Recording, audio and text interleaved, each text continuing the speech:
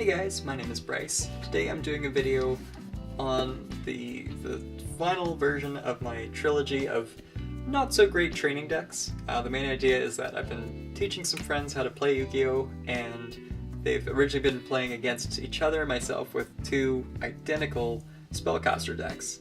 Now as a way to get them used to, unexpected, new archetypes and new monster types in general, I've been able to sort of ease them into a really, really bad to moderately kind of okay deck. Also because these decks I had, basically for the sake of novelty, I basically have block mana this, and that's what I mainly cared about at the start. So yeah, novelty is a way that these cards have exist in my collection still. Anyways, these decks aren't great, and I was only able to amass them because they're really not in demand. Good news is, they're a great way for new players to, become more familiar with unexpected, new combinations and things like that, and different monsters and archetypes, and, be more likely to win and things like that and feel good about themselves. So now, let's come to the final one. We've gotten the Rock deck and Blockman deck, we've got the Unconventional Ninjas, and now we have a Dark Magician Girl deck. But hold your applause. I took out all the Legendary Dragon support, including, actually, the only thing that lets you bring out Eye of Timaeus and things like that, out of the deck. So,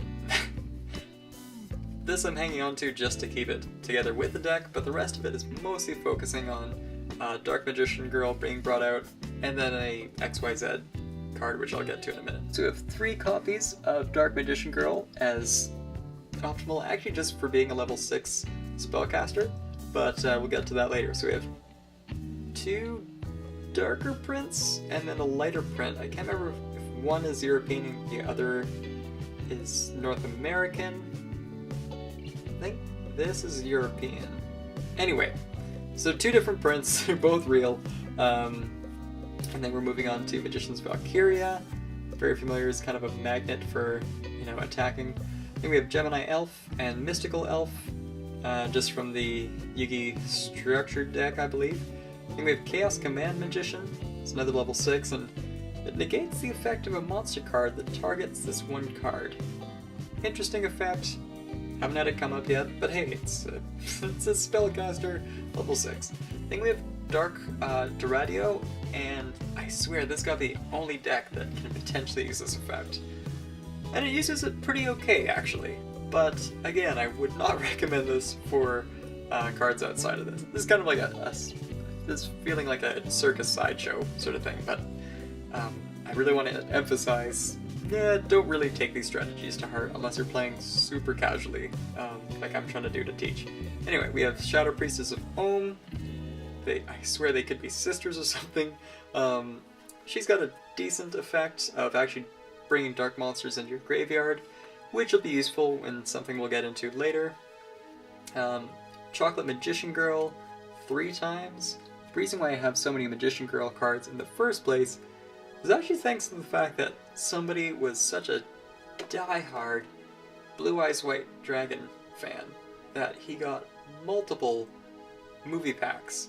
And I'm saying like more than 3 to get the Blue Eye support that he wanted. So he had just dozens of Magician Girl cards, so I was able to get these for basically next to nothing, which is nice. 2 Apple Magician Girl, 1 Lemon Magician Girl, 1 Berry Magician Girl, who, personal opinion, has awful art. I hate the idea that they're all kind of maybe teenagers and young women, and you just have a baby card, but anyway. Yu-Gi-Oh! Is weird. You have Crystal Seer, From Age Stilts Launcher. It's able to special summon itself if there's no monsters on the field, but aside from that, it's a level 6 spellcaster. You have Revue Dancer, which can special summon if you just control no monsters and your opponent has one, which is nice. And it actually can be treated as 2 tributes for a Performapal, which, hey, you have Sky Magician for that. He's really useful in this case where there's just a lot of continuous spell cards, and he gets a boost of, anytime there's a spell card activated, it gets 300 attack, so even though it's 2,500 here, it'll actually go up to 2,800. As long as you have a spell card to activate on your turn, then you're in good shape. Anyway, then you have Secret Sect Druid Drew and Drew Wid. These just have benefits to each other, and then this one in particular lets you target a continuous spell card in the graveyard and set that target. Then you have Magician's Restage. Nice thing about this is you can activate it to bring something back from the grave, and bounce it back to your hand with Sky Magician, and then activate it again. So that's kind of a nice loop. Then you have Burden of the Mighty, Shard of Greed, Dark Magic Expanded. I actually did take this out of the Legendary Dragons because it seemed to be appropriate. You know, the max value is 3 Dark Spellcaster monsters you control are currently unaffected by your opponent's card effects until the end of the turn, which is pretty strong, so I'd definitely recommend that. Dimension Reflector, you can banish 2 monsters you control, then target one face-up monster your opponent controls, special summon this card in attack position. So it's a -3 basically. If this monster is summoned this way, inflict damage to your opponent equal to this card's attack. If you have an opponent who's got just a big beater that you might as well just inflict direct damage to, this is kind of a great unexpected surprise because you really don't see this that much. And also this is kicking around, even though it's high rarity, I've never seen this played aside from this deck, so that's why it's here.